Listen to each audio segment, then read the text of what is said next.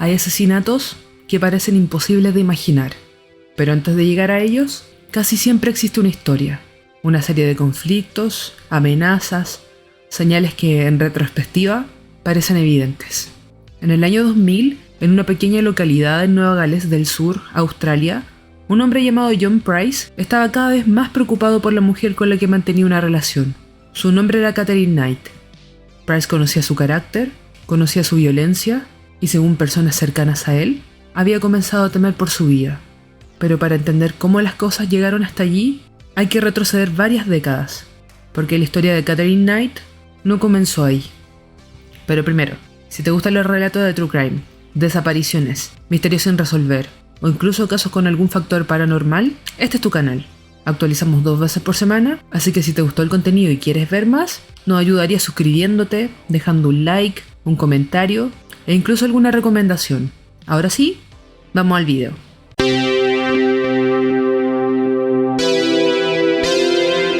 Catherine Knight nació el 24 de octubre de 1955 en Tenterfield, Australia. Llegó al mundo junto a una hermana gemela, Joy, dentro de una familia que desde sus primeros años estuvo marcada por los conflictos. Su madre, Barbara Rogan, ya tenía 2 hijos de una relación anterior, cuando comenzó su relación con Kenneth Knight, un compañero de trabajo de su entonces esposo. La relación provocó un fuerte rechazo dentro de la pequeña comunidad donde vivían. Barbara terminó separándose de su marido y se trasladó con Ken a otra ciudad. Sus hijos quedaron oficialmente repartidos entre familias. Años después, la familia volvería a reunirse, pero el ambiente en el que Catherine creció continuó siendo profundamente inestable. Según los relatos recogidos posteriormente, Ken tenía problemas con el alcohol y era violento con Barbara. Catherine habría presenciado episodios de violencia doméstica desde muy pequeña, y ella misma afirmó posteriormente haber sufrido abusos sexuales durante su infancia. Algunos de esos abusos, según su propio relato, fueron cometidos por diferentes hombres dentro de su entorno familiar. Estos antecedentes fueron considerados posteriormente por los especialistas que evaluaron su estado psicológico. Pero existe una distinción importante: que una persona haya crecido rodeada de violencia no significa que necesariamente vaya a convertirse en una persona violenta. En el caso de Catherine, existen indicios de que la violencia comenzó a convertirse en una forma habitual de relacionarse con los demás, y eso comenzó a hacerse visible desde su adolescencia. Algunos de sus compañeros la describieron como una persona solitaria, que tenía dificultades para relacionarse con los demás. Pero también existen relatos que muestran una faceta bastante diferente. Cuando estaba tranquila, podía ser una estudiante aplicada y llegar a recibir reconocimientos por su comportamiento. El problema aparecía cuando algo no salía como ella quería. Entonces, podía reaccionar de manera extremadamente agresiva. Algunos compañeros recordaron que intimidaba a estudiantes más pequeños. Y existen relatos de enfrentamientos físicos dentro de la escuela. Catherine habría atacado a un chico utilizando un objeto como arma.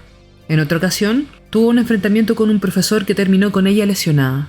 Estos episodios no demuestran por sí mismos que Catherine estuviera destinada a convertirse en una asesina, pero sí demuestran algo que resulta difícil de ignorar. La violencia ya formaba parte de su comportamiento mucho antes de que aparecieran John Price o cualquier otra de sus parejas. A los 15 años, Catherine abandonó la escuela. Salió de ella sin haber desarrollado adecuadamente sus habilidades de lectura y escritura. Su educación formal habría terminado. Ahora tendría que encontrar una manera de ganarse la vida. Y sería entonces cuando entraría en un lugar que terminaría teniendo una enorme importancia en su historia. Catherine comenzó trabajando en una fábrica de ropa, pero poco después encontraría empleo en un matadero de Aberdeen. Y para sorpresa de quienes conocían su historia, Catherine parecía especialmente cómoda allí. Ella misma describiría posteriormente aquel trabajo como su trabajo soñado. Ese no era un empleo sencillo. El trabajo consistía en procesar animales, cortar carne y manipular restos. Con el tiempo fue ascendiendo dentro del matadero. La empresa llegó a confiarle su propio juego de cuchillo de carnicero, y Catherine desarrolló una relación particularmente cercana con aquellas herramientas. Según relatos posteriores, los llevaba consigo incluso fuera del trabajo, y acostumbraba a mantenerlos cerca de su cama. Decía que podían ser útiles si alguna vez los necesitaba. Lo interesante de esta etapa de su vida es que existen 2 Catherine Knight que parecen coexistir. Por un lado, estaba la mujer que podía ser una trabajadora competente y valorada. Una mujer que había conseguido desarrollar una habilidad profesional específica y ganarse la vida con ella. Y por otro lado, estaba la persona que, desde su adolescencia, ya había mostrado episodios de agresividad y una dificultad considerable para controlar sus reacciones.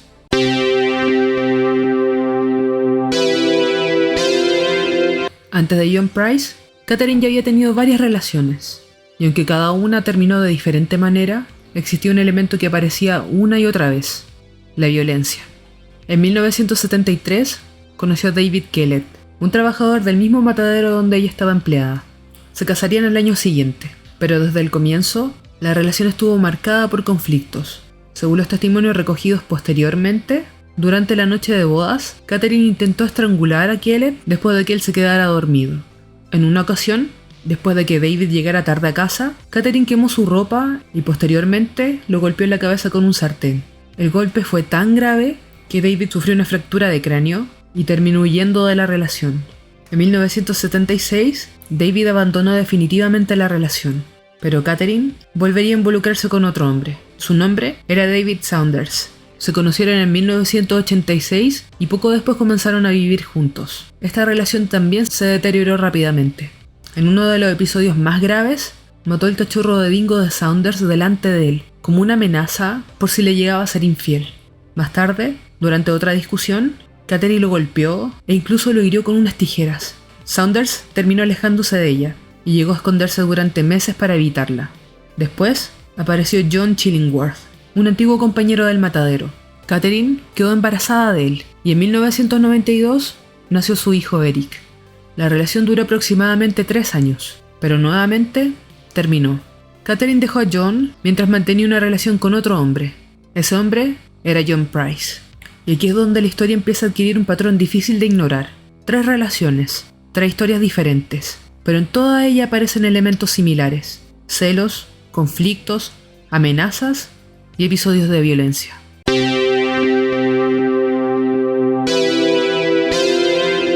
John Price tenía 44 años cuando comenzó su relación con Katherine. Era padre de 3 hijos y llevaba años trabajando en las minas de la zona. En Aberdeen era conocido simplemente como Pricey. Era considerado un hombre amable, trabajador y querido por quienes lo rodeaban. Tenía una situación económica relativamente estable gracias a su trabajo en las minas. Llevaba 17 años trabajando en el mismo empleo y, según los antecedentes del caso, ganaba un buen sueldo. Esa estabilidad le había permitido mantener su hogar y hacerse cargo de sus hijos mayores. Y cuando Katherine entró en sus vidas, ocurrió algo que puede resultar sorprendente. A los hijos de Price les agradaba a Katherine.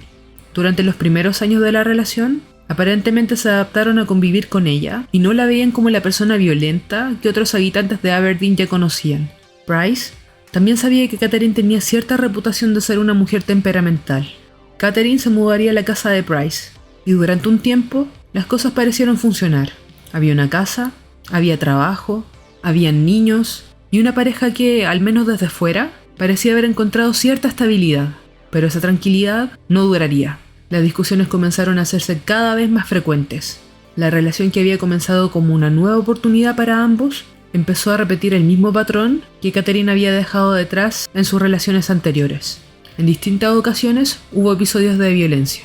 Price intentó separarse de Katherine en muchas ocasiones, pero la relación continuaba reanudándose.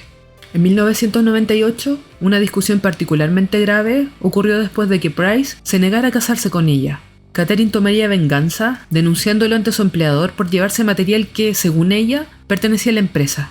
Y Price terminó perdiendo su trabajo de muchos años. Pero aquella no sería la última crisis entre ambos. La relación continuó, y con ella también continuaron los conflictos, hasta que en los últimos meses algo comenzó a cambiar. Price ya no parecía simplemente cansado de la relación, ahora parecía tener miedo.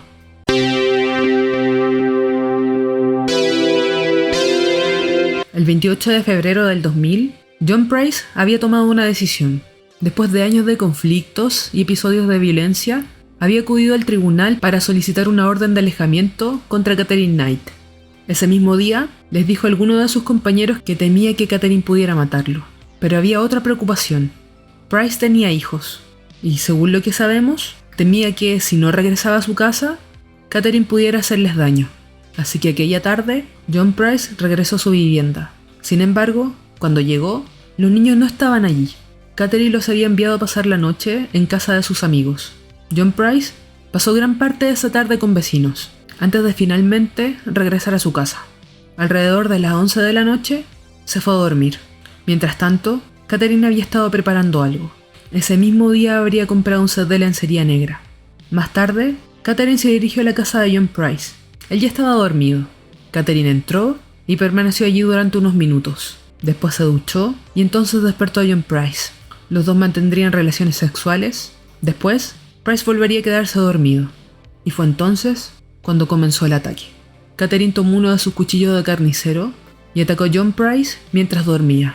La primera agresión fue la que lo despertó, y la evidencia encontrada posteriormente en la vivienda permitió reconstruir lo que ocurrió después. John Price intentó escapar.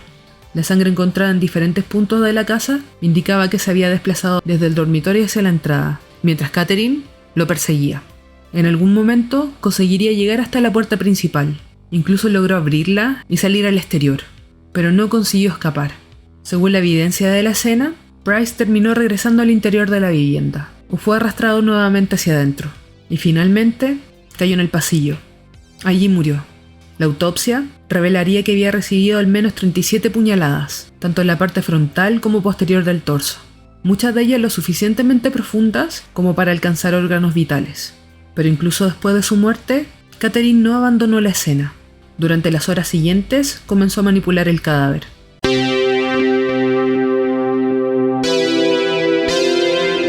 Cuando John Price no apareció en su trabajo aquella mañana, sus compañeros comenzaron a preocuparse.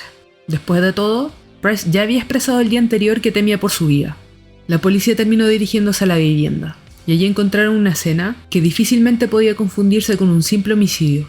Catherine se encontraba inconsciente después de ingerir una gran cantidad de medicamentos, y en el interior de la casa estaba el cuerpo de John Price. Había sido desollado y decapitado. Parte de su piel estaba colocada en la vivienda, y algunas partes de su cuerpo habían sido cocinadas junto con vegetales. Entre ellas se encontraban partes de las nalgas y de los muslos de John Price. La mesa estaba preparada y habían indicios de que la comida estaba destinada a los hijos de John Price. Ellos, sin embargo, nunca llegaron a consumirla. La pregunta lógica sería por qué llegar a ese extremo. Una posibilidad era que Catherine quería castigar a John Price incluso después de muerto. Otra interpretación era que pretendiera aterrorizar o castigar a sus hijos. Pero no existe una explicación definitiva. Y eso es precisamente lo que hace que esta parte del caso sea tan difícil de interpretar.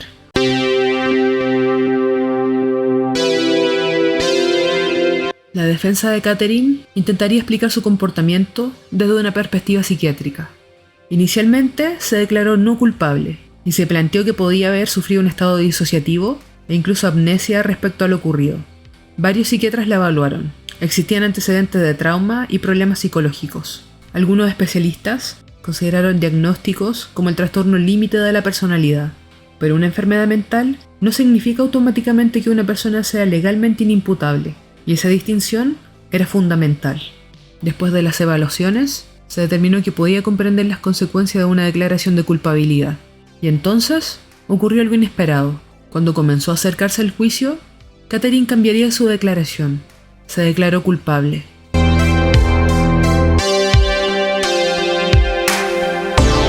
El 8 de noviembre del 2001, Catherine Knight fue condenada a cadena perpetua, pero esta no se trataba de una condena ordinaria. El juez decidió que no debía establecerse un periodo de libertad condicional. En otras palabras, Catherine Knight pasaría el resto de su vida en prisión. Fue la primera mujer australiana en recibir una sentencia de ese tipo. Durante la sentencia, el juez destacó la gravedad extraordinaria del crimen y la completa ausencia de remordimiento que había observado. El caso había comenzado como un asesinato dentro de una relación violenta, pero había terminado convirtiéndose en uno de los crímenes más notorios de Australia. Y todavía quedaba una última batalla legal. En 2006, Catherine Knight apeló su condena. Su defensa argumentó que la pena era excesiva y que determinados factores debían haber sido considerados de otra manera. Pero la Corte de Apelaciones Penal rechazó la apelación y la condena permaneció intacta.